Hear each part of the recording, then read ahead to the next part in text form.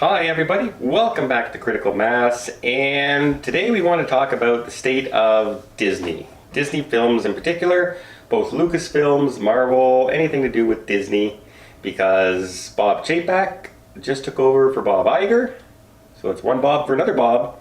But what does this mean for Disney? And we're going to take a look at all that stuff coming up right after this.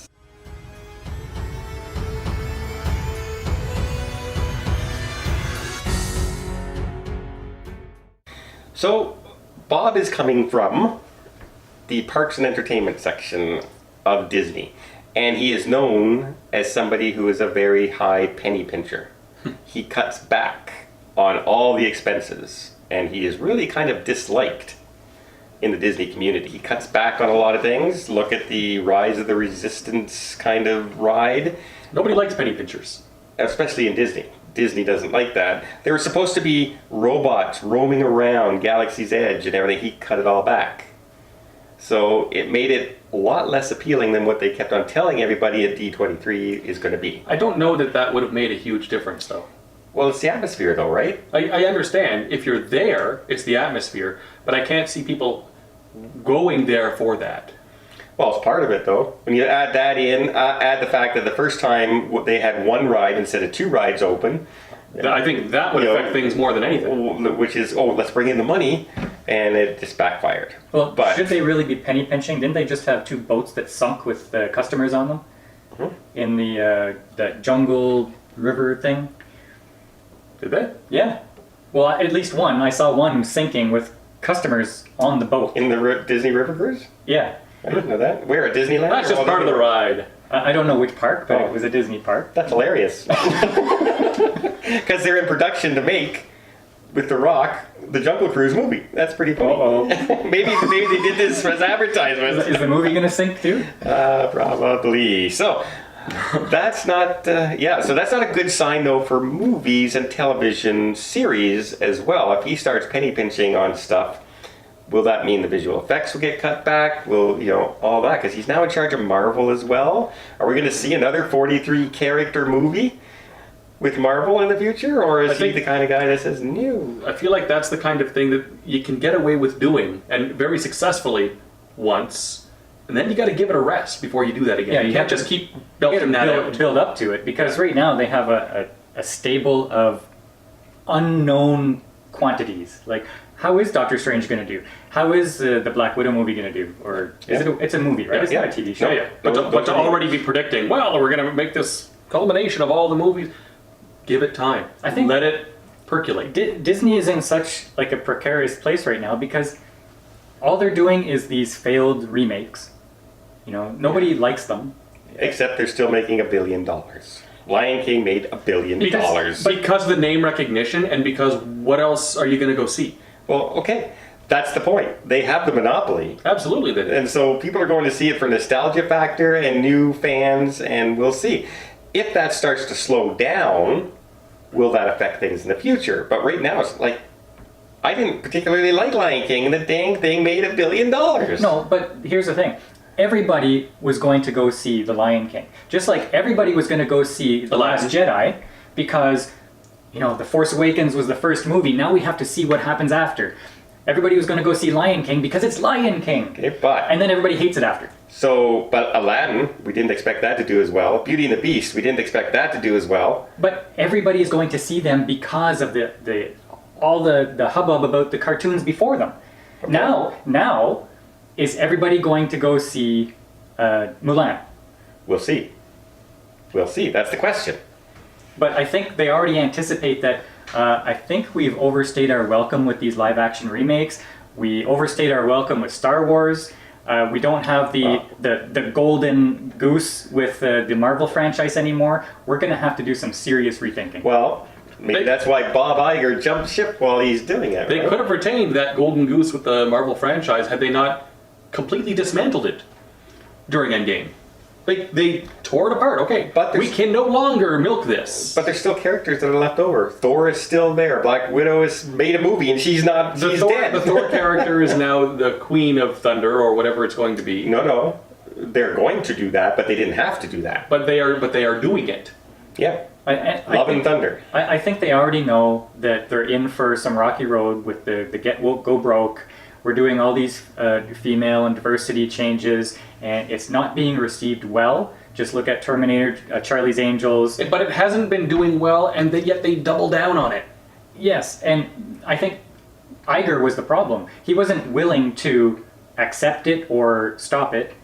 Now they have a new guy coming in saying, listen, I'm all about the money, so let's do things that are going to make money. Well, we'll see. His first act, if that's the case then, let's talk about Kathleen Kennedy with Lucasfilms.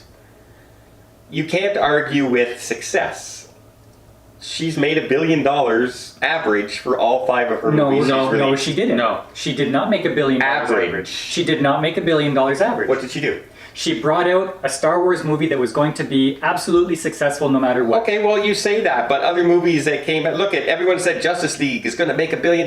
You can't fail with Justice League. Listen. Batman versus Superman is not going to fail. It's the biggest 2 superheroes of all time. Neither one made $1 billion. We're talking Star Wars. But as bad as everything says, you cannot take it away from her that it made $1 billion. Do I think it should have done more? Yes. No, but it didn't make $1 billion because of her. But as a track record, if you look on a resume and it says how much money did your movies make, she's higher than Kevin Feige. Okay, and how much did she make in the merchandising section? Yeah, but that's not on a producer's... Because everybody hates Star Wars now. Star Wars is toxic. Oh, I'm not saying it's good. I'm not saying she's good. I'm just saying, when you make a case to fire somebody, first of all, is he going to do it? Because, first of all, it's one of the biggest hire female executives in any movie industry. Her movies made over $1 billion on average, and now you're going to let her go. You better have something lined up that says why she's going to be let go. Her movie and her telling of it has nothing to do with the amount of money that made. But that doesn't matter to the public and the woke and the media and all that. Anybody could have done it. That's not going to work. You've got to come up with a reason to let her go. I have 1,000 reasons why you can let her go. I don't think they're going to let her go. I think she's either going to leave or she's going to fail laterally or upwards. Like, they're not going to say, we're firing Kathleen Kennedy. That would be disastrous for them. But they will move her so that she's not hands-on. I would be curious to see what would happen if you took Kathleen Kennedy and put her in charge of a movie franchise that wasn't already going to make $1 billion on release. Well, her past credits have made great movies. She was recommended personally by George Lucas. It's not like she doesn't have a track record of success. No, okay, but even George Lucas came out and said, I didn't know she was going to do those things to Star Wars. No, yeah, absolutely. So, if you're going to let go of Kathleen Kennedy, if you have to explain it to the media, and let's face it, the media is woke. All Entertainment Tonight, Vox News, all those people, they are going to want an explanation. It can't be just, it's time for a change. You have to give a logical reason. The logical reason is they released The Mandalorian on TV, and it is 10 times, 20 times, 100 times better than any of the movie that was released under Kathleen Kennedy. Okay, but Kathleen Kennedy's still in charge, and The Mandalorian's still under her virtue, now, so she's still in charge. There's a reason why Favreau told her, you're not coming anywhere near the set. Okay, but you're just saying things. You're just making points. No, you're just saying random things. You're just throwing facts out. Oh, The Mandalorian's doing really well. Okay, well, it's still Star Wars, and she's still in charge of Star Wars. So that doesn't give you a reason why she should be fired. Tell me why she should be let go or trained. There are 100 reasons out there. Look at, first of all, how many producers has she fired? Every producer of every movie she's directed, except the first one, has been let go. Producer or director or writer? Yeah, both. All. Okay, yeah, all of them, not just producers. Her house is a mess. How many reshoots has she had to do that cost the company money? There are a ton of different departments in Disney. She can just be moved from Lucasfilm to, television cartoon. How about running the Ferris wheel? That's sexist. Why is that sexist? Because, let's let the woman run the Ferris wheel? Run the Ferris wheel. But she'll be in charge of it. Because she would be in charge of it. She doesn't know movies. I mean, she's a woman. Let's be real. You can't say stuff like that. Yes, you can. As a reason to let. I think they're going to bring her into a room, and they're going to say, "Hey, Kate, sit on this casting couch. We don't think it's going to be working out. So how would you like to do this?" And she'll say, "Well, you know, with a nice severance package, I'll just go on my way and do future endeavors, the things on my bucket list. Like, I don't need to be here, and it'll be of my own volition. I think the way they're going to work it is they're going to create a position, brand new, and she's going to be moved into it, and it's really going to have nothing to do. Or it's maybe like an honorary position. like liaison for the Chinese market or something like that. Something that is not going to be on it.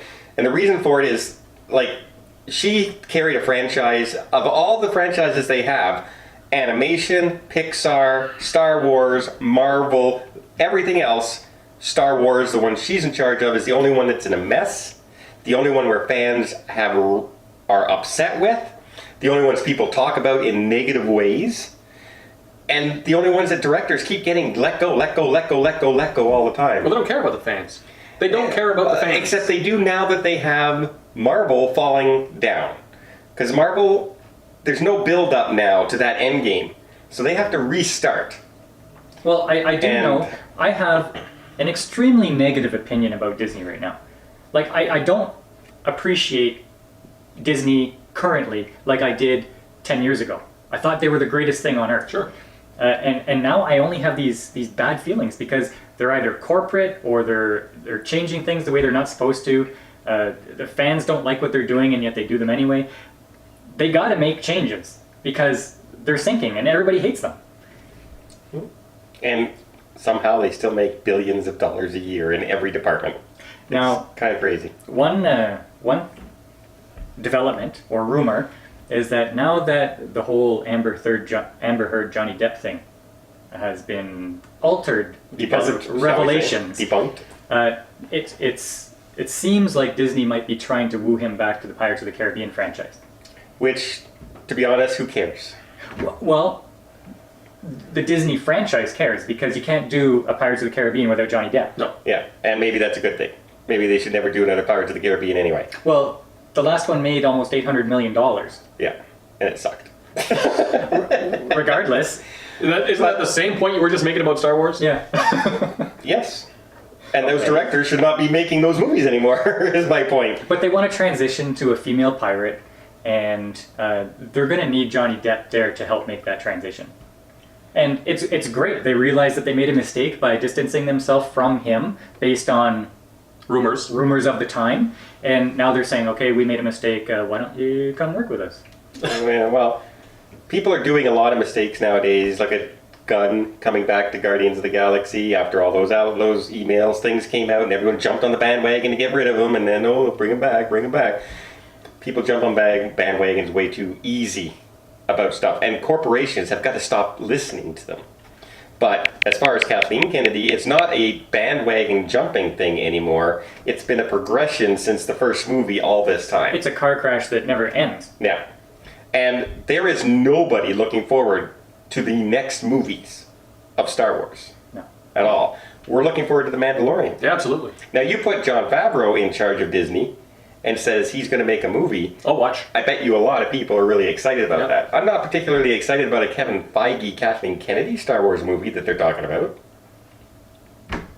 Because, Kevin likes Marvel. And he knew Marvel. And he kept Marvel somewhat the same as the comics and the storylines. Somewhat. Changed a few things. There has to be changes. But overall, if you're a fan of the comics, you're pretty much a fan of the movies as well. Star Wars, completely the other opposite direction. Kathleen Kennedy came in and ripped up anything to do with canon, threw it out the window, and then hired one director and producer, and then the next one said, well, you try something now. And then the next one, well, you try something now. And, maybe they'll link together. Stupidest corporate decision making ever. And it doesn't matter if you're a man or a woman, if you're taking over a trilogy, you better have a game plan for the trilogy. Dumb. But that's one of the reasons she should be let go. The chaos of the house. Okay, and what I think is Disney is looking at things and saying, I don't think we're on an upward track. We're going to have to be smart with our money. Now they bring in Chapek. He's going to be smart with their money. And anything that doesn't make a lot of dough is not going to happen. Yeah, it's time for a rebuild. It should be interesting because the last few years, Disney has topped that $1 billion and $2 billion mark in multiple movies. And I was looking at this year's movie releases, and I don't know if they're even going to have a single movie in the $1 billion this year. Not even a single one. We shall see. Their first attempt is coming up, and it's a Marvel film, and it's one people wanted 10 years ago almost. Black Widow. I don't know if the appetite is still there for it though. I watched the movie. I like the trailer. I don't mind it. But is it going to make $1 billion? No, I don't think so. I think it'll be around the 600, 700 million probably. Yeah. But we'll wait and see. What do you guys think? Is the Disney House of Mouse in turmoil right now? Is that why Bob Iger is going, bye-bye? I have a legacy. I did really well. You guys handle it from now on. And by the way, I'm gone before Kathleen Kennedy. And if you fire her, I'm not hitting any flack for that because it's not my fault. That's smart. That's smart.